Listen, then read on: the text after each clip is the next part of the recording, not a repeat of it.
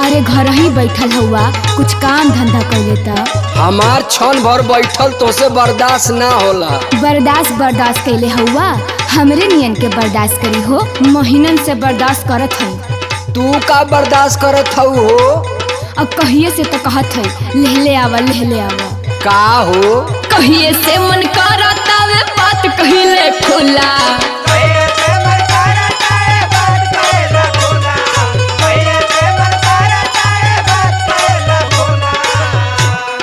कहिए से मन करता वे बात कहिले खुला। राजा ले ले आई हा आधा किलो रसगुल्ला।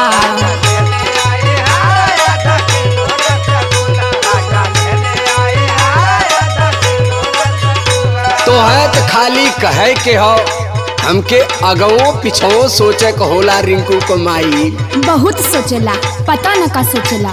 अरे खैले के बहादुरी ना हो, पचौले के बहादुरी हो। कहल का चाहत हुआ हो? पेटवा गड़बड़ हो जाए तू ही हो जानी भूला।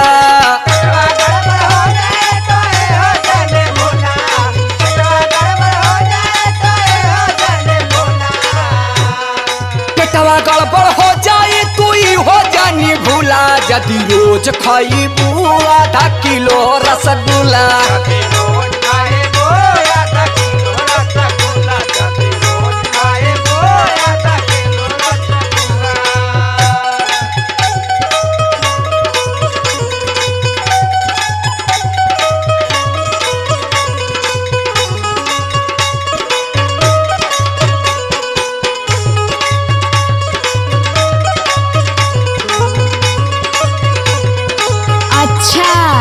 एक बार हमार पेट का 19-20 हो गईल, तुम्हें बहाना मिल गईल जिंदगी भर बोले के। एक बार हो गल, पता न कितना बार हो गल।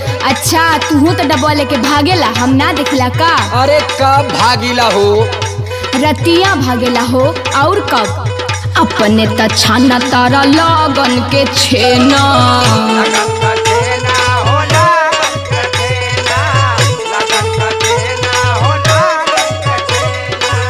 हमारा से तोहरा के लेना ना देना।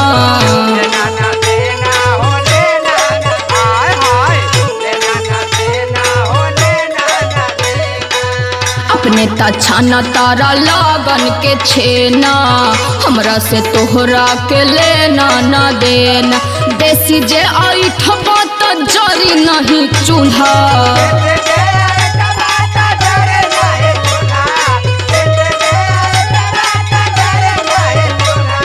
देसी जे ऐठबा त जरी नहीं चूल्हा। राजा ले ले आई हा आधा किलो रसगुल्ला।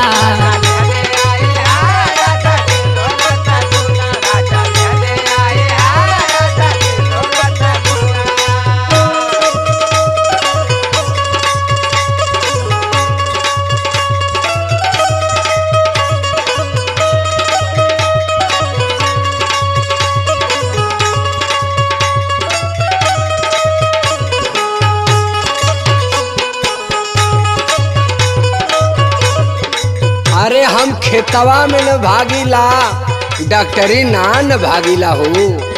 करबू माई माई तो चाहिए दवाई, आयल है जोड़ा मिलावे। पता न कई हजार के दवाई करा देले हूँ मैं। जितना पैसावा के खैबू ना मिठाई।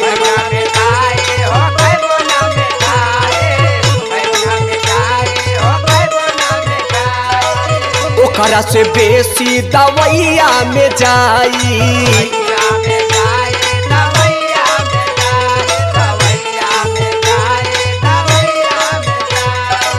जितना पैसावा के खैबू ना मिठाई, ओकरा से बेसी दवैया में जाई। मैया बापा करके करबू राती हल्ला गुल्ला।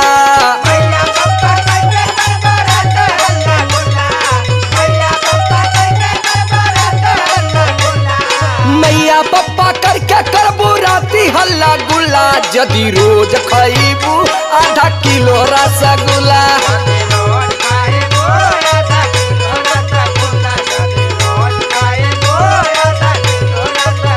राजा ले ले आई हा आधा किलो रसगुल्ला। यदि रोज खैबू आधा किलो रसगुल्ला। राजा ले ले आई आधा किलो रसगुल्ला। यदि रोज खैबू आधा किलो रसगुल्ला।